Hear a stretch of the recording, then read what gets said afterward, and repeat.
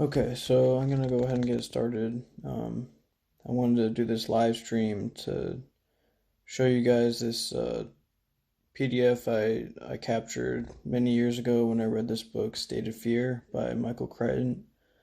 It was a very interesting book, and I thought this part of it was very important because it pretty much goes over like why he named the book State of Fear, and I just wanted to read through it. This chapter here, and then there's also an appendix in the back of the book that I captured, and I wanted to share that with you guys also.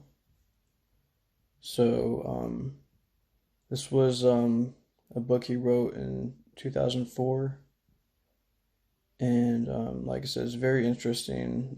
It's a novel, so you know, it's a fiction book, but he does a lot of research for the books that he writes, and he does use a lot of like real live data that he adds in there, and um, so he's pretty much my favorite author.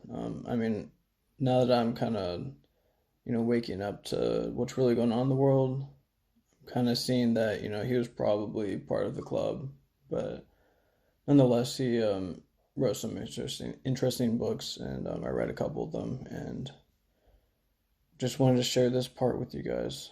Um, so the book was basically about some eco terrorists like causing havoc throughout the world in efforts to raise awareness about global warming. And it seems like Michael Crichton wasn't really buying the whole global warming thing. So that was kind of the theme throughout this book, that these groups of people were going out of their way to create these like hoaxes and like terrorist attacks to try to control people and tell them that global warming is real, and push this narrative. So that's basically the plot. There's like the main character is like a lawyer or something, and he's going around the world trying to stop these attacks from happening. And there's all kinds of like technology that this evil group is using, like creating lightning strikes that they can control and like kill people with, to like tsunami machines, like earthquake machines, all this crazy stuff. So it's very interesting, kind of like weather control. So, um, but yeah, so in this chapter, interesting. It's just it doesn't have a number. It just has like the time and place in Santa Monica, Wednesday, October 13th at 9:33 a.m. So this is just a conversation between the main character and some rich billionaire, some rich guy at a conference, and this guy, I think he's a professor or something. He's basically like giving him the lowdown about what's going on with like the media and the state of fear. So I'm just gonna go ahead and read it. I'll try to cut a couple parts out just to keep it as brief as possible, but I'm pretty much gonna be reading most of it, so just bear with me. All right, so Evans is talking with a guy named Hoffman. Um, let's see where I should start.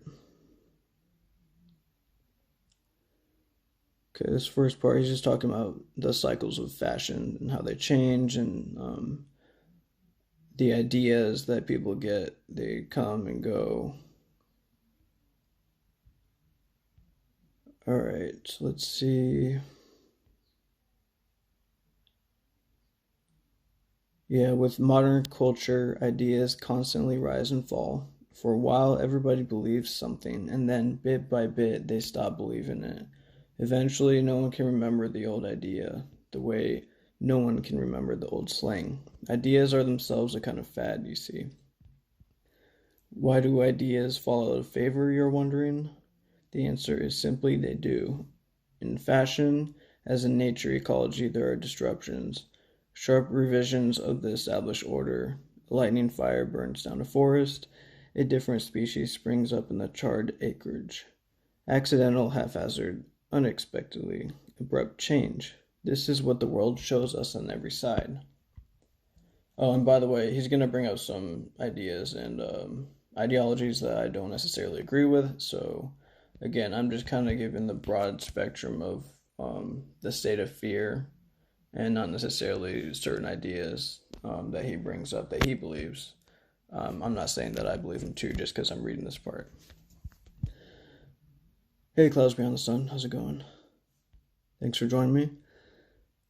Okay, so, but just as ideas can change abruptly too, so too can they hang on past their time. Some ideas continue to be embraced by the public long after scientists have abandoned them. Left brain, right brain is a perfect example. In the 1970s, it gains popularity from the work of Sperry at Caltech, who studies a specific group of brain surgery patients.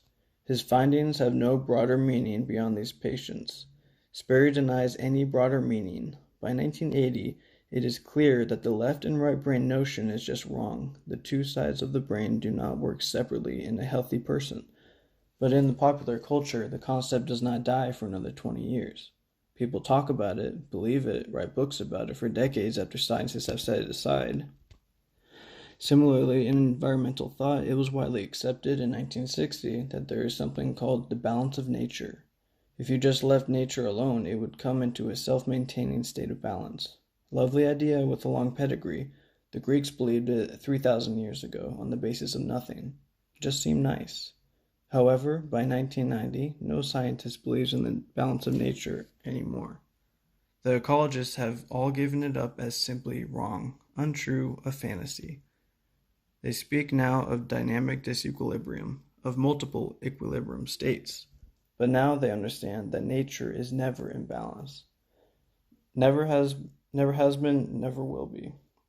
On the contrary, nature is always out of balance, and that means that mankind, which was formerly defined as the great disruptor of the natural order, is nothing of the sort. The whole environment is being constantly disrupted all the time anyway.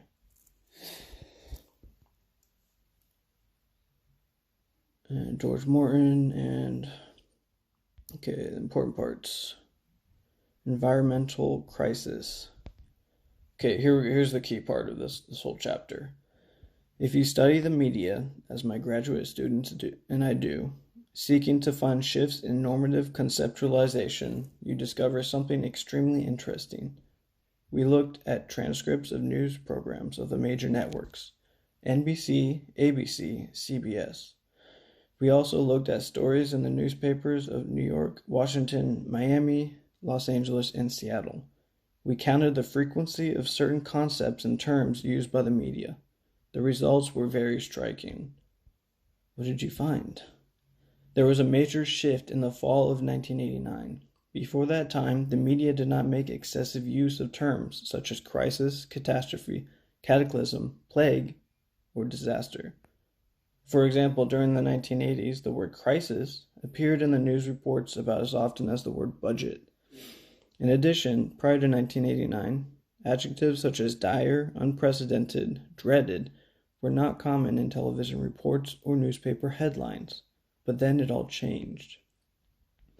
These terms started to become more and more common. The word catastrophe was used 5 times more often in 1995 than it was in 1985. Its use doubled again by the year 2000, and the stories changed too. There was a heightened emphasis on fear, worry, danger, uncertainty, panic. And why should it have changed in 1989? Critical question. In most respects, 1989 seemed like a normal year. A Soviet sub sank in Norway, Tiananmen Square in China, the Exxon Valdez, Salman Rushdie sentenced to death, Jane Fonda, Mike Tyson, and Bruce Springsteen all got divorced. The Episcopal Church hired a female bishop. Poland allowed striking unions. Voyager went to Neptune. A San Francisco earthquake flattened highways in Russia. The US, France, and England all conducted nuclear tests. A year like any other. But in fact, the rise in the use of the term crisis can be located with some precision in the autumn of 1989, and it seemed suspicious that it should coincide so closely with the fall of the Berlin Wall. What happened on November 9th of that year? I don't get it. Neither did we. At first, we thought the association was spurious, but it wasn't. The Berlin Wall marks the collapse of the Soviet Empire and the end of the Cold War that had lasted for half a century in the West. He was 13 then. I don't see where you're leading. I'm leading to the notion of social control, Peter, to the requirement of every sovereign state to exert control over the behavior of its citizens, to keep them orderly and reasonably docile, to keep them driving on the right side of the road, or the left, as the case may be, to keep them paying taxes. And of course, we know that social control is best managed through fear. Here we go, guys. Fear, Evans said. Exactly. For 50 years, Western nations had maintained their citizens in a state of perpetual fear. Fear of the other side, fear of nuclear war, the communist menace, the Iron Curtain, the evil empire. And within the communist countries, the same in reverse, fear of us. Then suddenly, in the fall of 1989, it was all finished, gone, vanished, over. The fall of the Berlin Wall created a vacuum of fear. Nature abhors a vacuum. Something had to fill it in. You're saying that environmental crisis took the place of the Cold War? That's what the evidence shows. Of course, now we have radical fundamentalism and post 9/11 terrorism to make us afraid, and those are certainly real reasons to fear. Sure, right. But that's not my point. My point is there is always cause for fear. The cause may change over time, but the fear is always with us. Before terrorism, we feared the toxic environment. Before that, we had the communist menace. The point is, although the specific cause of our fear may change, we are never without fear itself. Fear pervades society in all its aspects, perpetually. He shifted on the concrete bench, turning away from the crowds. Has it ever occurred to you how astonishing the culture of Western society is? Industrialized nations provide their citizens with unprecedented safety, health, and comfort. Average lifespans increased by 50% in the last century, yet modern people live in abject fear. They are afraid of strangers, of disease, of crime, and the environment.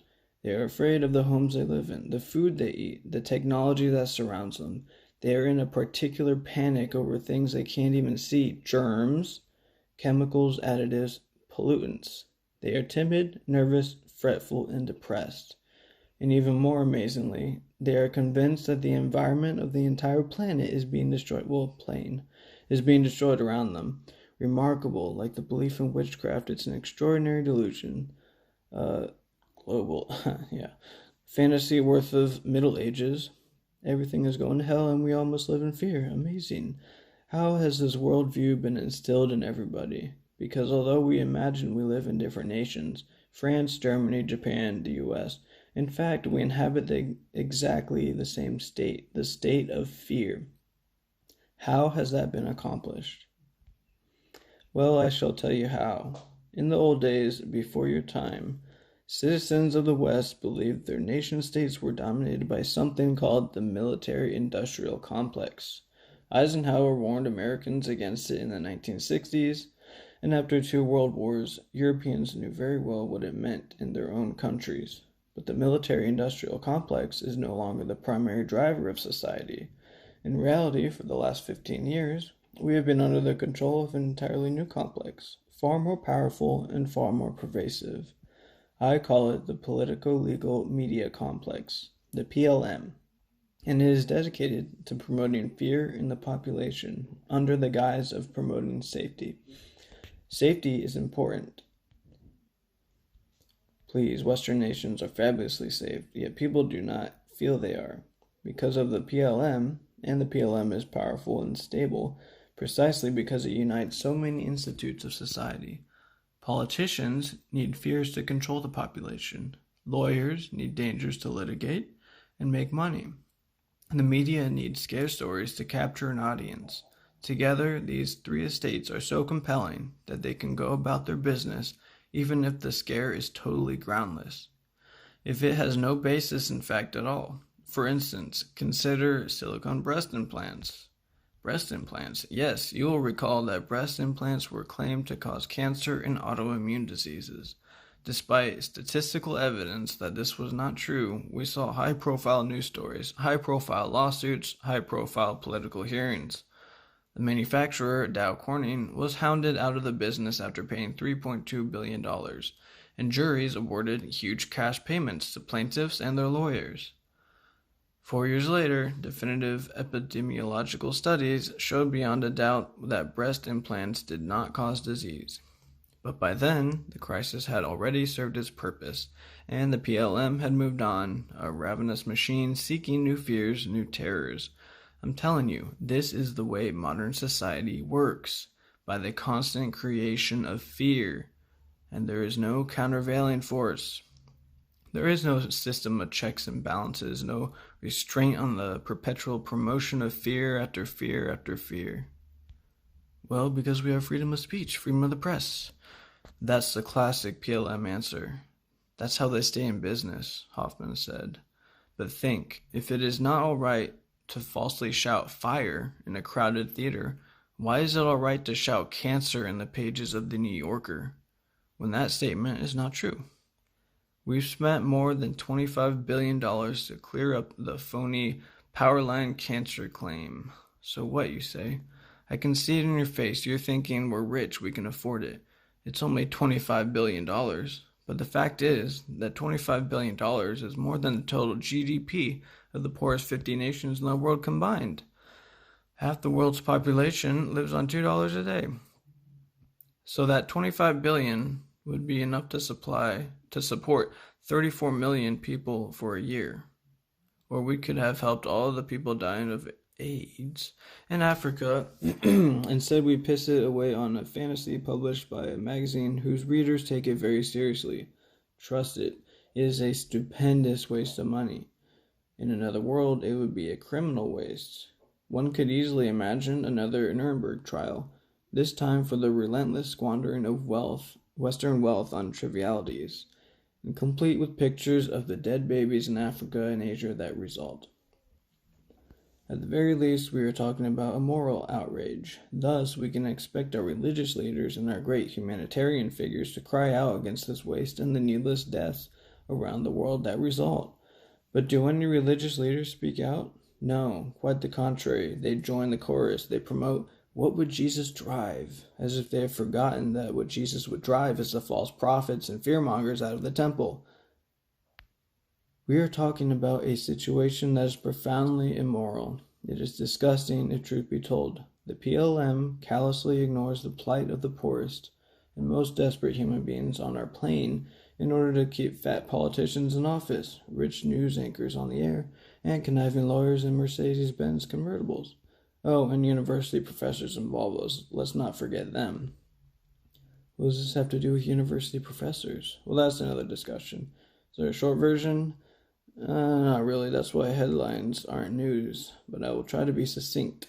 The point is this. The world has changed in the last 50 years. We now live in the knowledge society, the information society, whatever you want to call it, and it has had enormous impact on our universities. 50 years ago, if you wanted to lead what was then called the life of the mind, meaning to be an intellectual, to live by your wits, you had to work in a university.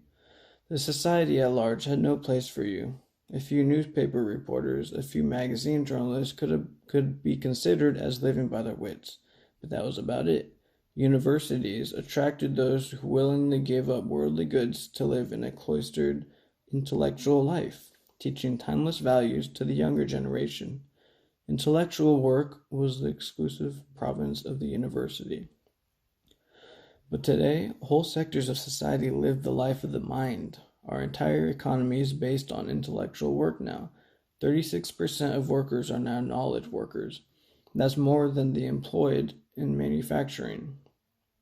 And when professors decided they would no longer teach young people, but leave that task to their graduate students who knew much less than they did and spoke English poorly, When that happened, the universities were thrown into crisis. What good were they anymore? They had lost their exclusive hold on the life of the mind. They no longer taught the young. Only so many theoretical texts on the semiotics of Foucault could be published in a single year. What was to become, excuse me, what was to become of our universities? What relevance did they have in the modern era? He stood up as if energized by this question. Then abruptly he sat down again. What happened, he continued, is the universities transformed themselves in the 1980s. Formerly bastions of intellectual freedom in a world of bigotry, formerly the locus of sexual freedom and experimentation, they now became the most restrictive environments in modern society because they had a new role to play. They became the creators of new fears for the PLM. Universities today are factories of fear. They invent all the new terrors and all the new social anxieties, all the new restrictive codes, words you can't say, thoughts you can't think. They produce a steady stream of new anxieties, dangers, and social terrors to be used by politicians, lawyers, and reporters. Foods that are bad for you, behaviors that are unacceptable, can't smoke, can't swear, can't screw, can't think. These institutions have been stood on their heads in a generation. It is really quite extraordinary. The modern state of fear could never exist without universities feeding it. There is a peculiar neo-Stalinist mode of thought that is required to support all of this, and it can thrive only in a restrictive setting, behind closed doors, without due process. In our society, only universities have created that, so far. The notion that these institutions are liberal is a cruel joke. They are fascist to the core, I'm telling you. And it kind of goes off into the plot from there, and they go away. Involution. Yeah, so $25 billion and 10 years later, the same rich elitists who were terrified of power line cancer are buying magnets to strap to their ankles and put on their mattresses. Imported Japanese magnets are the best, the most expensive, in order to enjoy the healthful effects of magnetic fields. The same magnetic fields, only now they can't get enough of them. Why don't these people just lie back against the TV screen, snuggle up to a kitchen appliance, all these things that terrified them before? They even sell magnets in the health magazines. Healthy living through magnetic fields, insanity. No one remembers even a few years ago. George Orwell, no memory. Who's that guy? Seems a little wound up, doesn't he? So yeah, that's the chapter on state of fear. That kind of goes into the core of what the book was all about, the modern state of fear. So it's just something to think about. I think it's pretty telling. Um, that's pretty much what's going on. It's mostly the media and, the powers that be behind the media pushing all this fear. And that's a huge problem these days, and most people just accept it. Like, they don't even think twice. They just trust the media, and they allow the media to scare them without even fact checking or even questioning what's going on. So I think the important thing right now is to just not have fear. It's good to be prepared, like make sure you have food and supplies and stuff, but don't go crazy about it. Don't be scared. I feel like we all know deep down there's a creator, and especially in times like these, we need to appeal to that creator. I personally believe in Jesus Christ as the only way to God, but to each their own. I can't judge, but for me, that's my faith that I find comfort in leaning on to be able to get through times like these. And that's just my recommendation for anyone who's listening. Just don't have fear. Don't let other people who you've never met before talking heads. Don't let them tell you how you should feel. Question what they're saying if you're even listening to them, or just don't listen to them. Put it out of your mind. Don't have fear. So that's my message for this chapter. I'm going to jump over to the appendix at the end of the book, because that's another interesting message that he puts there that is also pretty relevant to today. So I'm going to jump over there.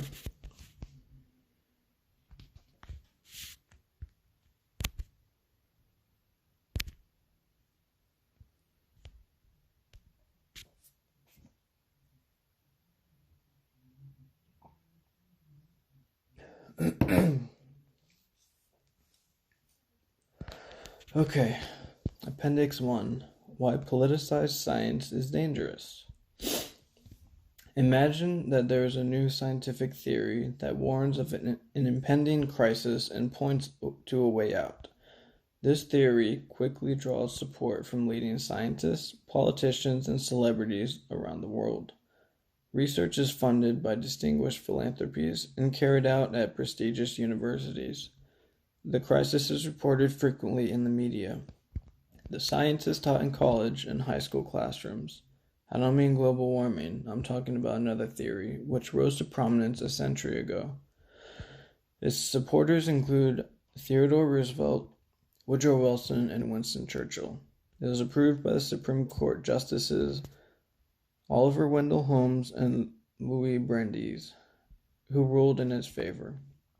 The famous names who supported it included Alexander Graham Bell, inventor of the telephone, activist Margaret Sanger, botanist Luther Burbank, Leland Stanford, founder of Stanford University, the novelist H.G. Wells, the playwright George Bernard Shaw, and hundreds of others.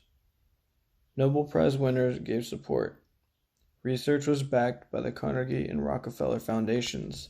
The Cold Springs Harbor Institute was built to carry out this research, but important work was also done at Harvard, Yale, Princeton, Stanford, and Johns Hopkins. Legislation to address the crisis was passed in states from New York to California.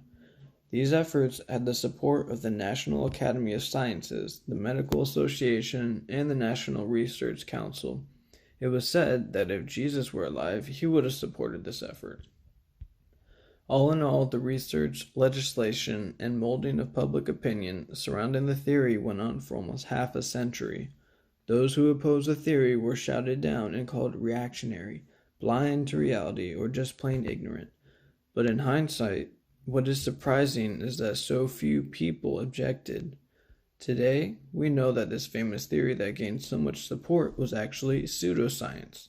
The crisis it claimed was non-existent, and the actions taken in the name of this theory were morally and criminally wrong. Ultimately, they led to the deaths of millions of people.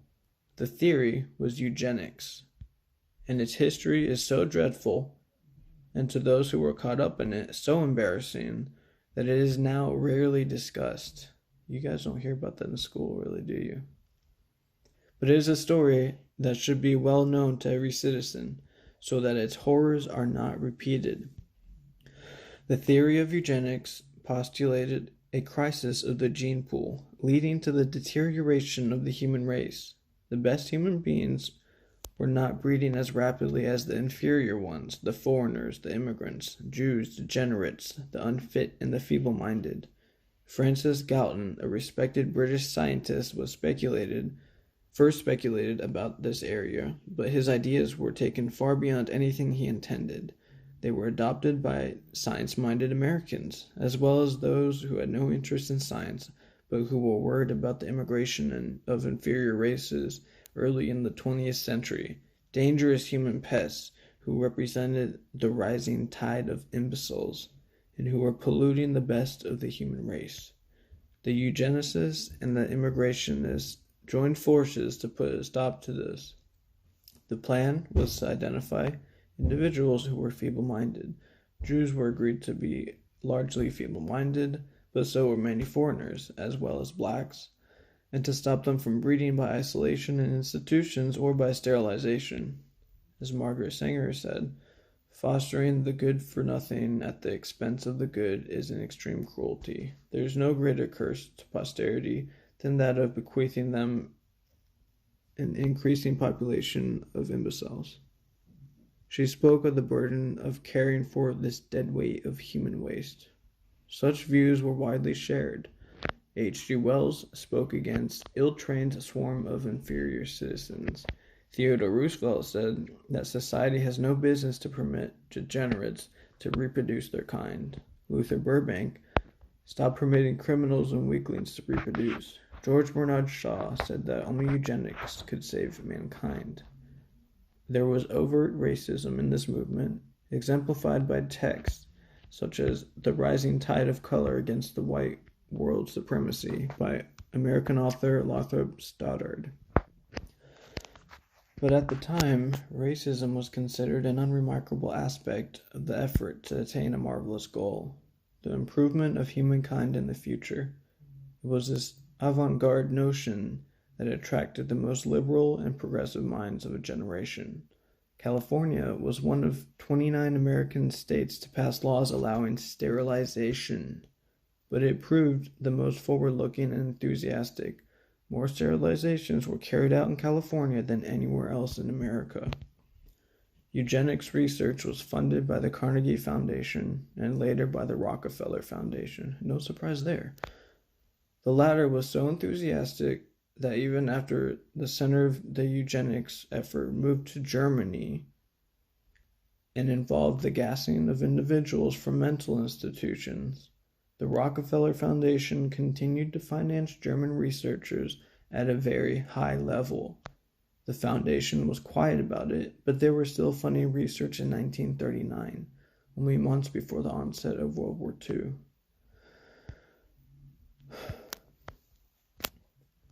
Since the 1920s, American eugenicists had been jealous because the Germans had taken leadership of the movement away from them.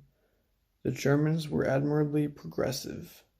They set up ordinary-looking houses where mental defectives were brought and interviewed one at a time before being led into a back room, which was in fact a gas chamber. There they were gassed with carbon monoxide and their bodies disposed of in a crematorium located on the property. Eventually, this program was expanded into a vast network of concentration camps located near railroad lines, enabling the efficient transport and killing of 10 million undesirables. After World War II, nobody was a eugenicist, and nobody had ever been a eugenicist. Biographers of the celebrated and the powerful did not dwell on the attractions of this philosophy to their subjects, and sometimes did not mention it at all. Eugenics ceased to be a subject for college classrooms, although some argue that its ideas continue to have currency in disguised form. Yeah. In retrospect, 3 points stand out. First, despite the construction of Cold Springs Harbor Laboratory, despite the efforts at universities and the pleadings of lawyers, there was no scientific basis for eugenics. In fact, nobody at the time knew what a gene really was. The movement was able to proceed because it employed vague terms never rigorously defined. Feeble-mindedness could mean anything from poverty to illiteracy to epilepsy. Similarly, there was no clear definition of degenerate or unfit. Second, the eugenics movement was really a social program masquerading as a scientific one. What drove it was concern about immigration and racism and undesirable people moving into one's neighborhood or country. Once again, vague terminology helped conceal what was really going on. Third, and most distressing, the scientific establishment in both the United States and Germany did not mount any sustained protest. Quite the contrary. In Germany, scientists quickly fell into line with the program. Modern German researchers have gone back to review Nazi documents from the 1930s. They expected to find directives telling scientists what research should be done, but none were necessary. In the words of Ute Deichmann, Scientists, including those who were not members of the Nazi Party, helped to get funding for their work through their modified behavior and direct cooperation with the state. Deichmann speaks of the active role of scientists themselves in regard to Nazi race policy, where research was aimed at confirming the racial doctrine. No external pressure can be documented. German scientists adjusted the research interests to the new policies, and those few who did not adjust disappeared. The second example of politicized science is quite different in character, but it exemplifies the hazards of government ideology controlling the work of science, and of uncritical media promoting false concepts. Trofim Denisovich Lysenko was a self-promoting peasant who, it was said, solved the problem of fertilizing the fields without fertilizers and minerals. In 1928, he claimed to have invented a procedure called vernalization, by which seeds were moistened and chilled to enhance the later growth of crops. Lysenko's methods never faced a rigorous test, but his claim that his treated seeds passed on their characteristics to the next generation represented a revival of Lamarckian ideas at the time when the rest of the world was embracing Mendelian genetics. Joseph Stalin was drawn to Lamarckian ideas, which implied a future unbounded by hereditary constraints. He also wanted improved agriculture production. Lysenko promised both, and became the darling of a Soviet media that was on the lookout for stories about clever peasants who had developed revolutionary procedures. Lysenko was portrayed as a genius, and he milked his celebrity for all it was worth. He was especially skillful at denouncing his opponents. He used questionnaires from farmers to prove that vernalization increased crop yields, and thus avoided any direct tests. Carried on a wave of state-sponsored enthusiasm, his rise was rapid. By 1937, he was a member of the Supreme Soviet. By then, Lysenko and his theories dominated Russian biology. The result was famines that killed millions, and purges that sent hundreds of dissenting Soviet scientists to the gulags or the firing squads. Lysenko was aggressive in attacking genetics, which was finally banned as bourgeois pseudoscience in 1948. There was never any basis for Lysenko's ideas, yet he controlled Soviet research for 30 years. Lysenkoism ended in the 1960s, but Russian biology still has not entirely recovered from that era. Now we are engaged in a great new theory that once again has drawn the support of politicians, scientists, and celebrities around the world. Once again, the theory is promoted by major foundations. Once again, the research is carried out at prestigious universities. Once again, legislation is passed and social programs are urged in its name. Once again, critics are few and harshly dealt with. Once again, the measures being urged have little basis in fact or science. Once again, groups with other agendas are hiding behind a movement that appears high-minded. Once again, claims of moral superiority are used to justify extreme actions. Once again, the fact that some people are hurt is shrugged off because an abstract cause is said to be greater than any human consequences. Once again, vague terms like sustainability and generational justice, terms that have no agreed definition, are employed in the service of a new crisis. I'm not arguing that global warming is the same as genetics, but the similarities are not superficial, and I do claim that open and frank discussion of the data and of the issues is being suppressed. Leading scientific journals have taken strong editorial positions on the side of global warming, which, I argue, they have no business doing. Under the circumstances, any scientist who has doubts understands clearly that they will be wise to mute their expression. One proof of this suppression is the fact that so many of the outspoken critics of global warming are retired professors.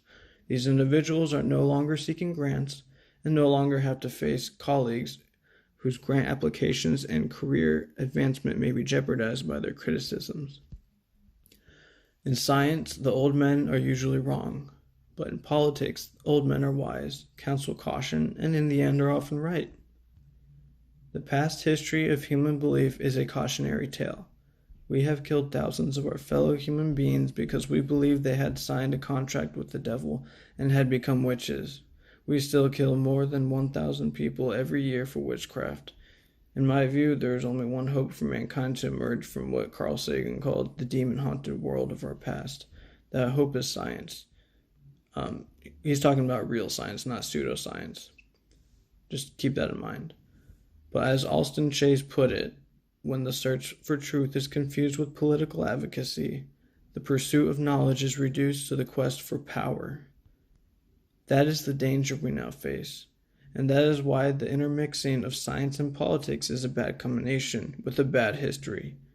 We must remember the history and be certain that when we present to the world as knowledge, that what we present to the world as knowledge is disinterested and honest. So that's the end of the appendix here, and I think it's pretty clear that anyone who really pays attention to what's going on with the whole global warming thing, now they call it climate change, I think it's a very slippery slope, and people just need to pay attention to, what's going on and who these billionaires like Bill Gates, people like him, what they're pushing, like what their agenda is. And, it's quite sobering to see what's going on and how we're basically going into medical martial law right now. Today is March 30th, 2020.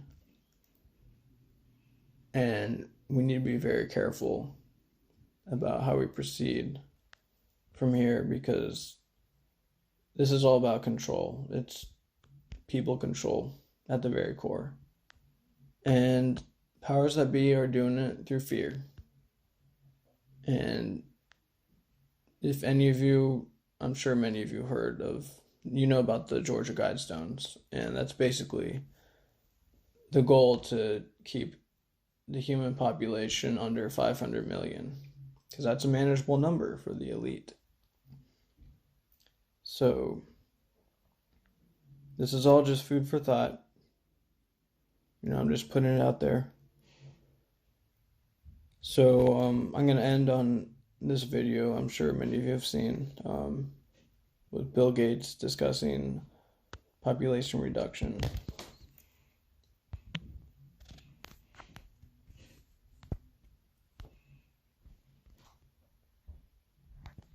This equation has four factors, a little bit of multiplication. So you've got a thing on the left, CO2, that you want to get to zero. And that's going to be based on the number of people, the services each person's using on average, the energy on average for each service, and the CO2 being put out per unit of energy. So let's look at each one of these and see how we can get this down to zero. Probably one of these numbers is going to have to get pretty near to zero. That's back from high school algebra. But let's take a look. First, we've got population. The world today has 6.8 billion people. That's headed up to about 9 billion. Now, if we do a really great job on new vaccines, healthcare, reproductive health services, we could lower that by perhaps 10 or 15%. But there we see an increase of about 1.3. So there you have it. Reducing the population growth at 10 to 15% using vaccines and reproductive services, which basically means abortion. And, that's just kind of alarming when you really think about it. They push it as, humanitarianism and, something good. They're trying to help humanity. But guys like this, he's looking out for himself and his agenda. I really don't think he's a good person. Back when I was like a hardcore gamer, it was like, yeah, Bill Gates, Microsoft, yeah, he was a cool dude. Richest guy in the world. No. You gotta kill your heroes, guys. These people are part of the system, and they do not have you in their best interests. They're working against you. Just think about it. Analyze the information that you're being given, even disinformation that I'm giving you. Analyze all of it. Just think critically. That's all I'm asking you guys to do. And don't take the shot. Don't take the shot, guys. I love you all. I hope you guys enjoyed this. God bless you. And have a good day.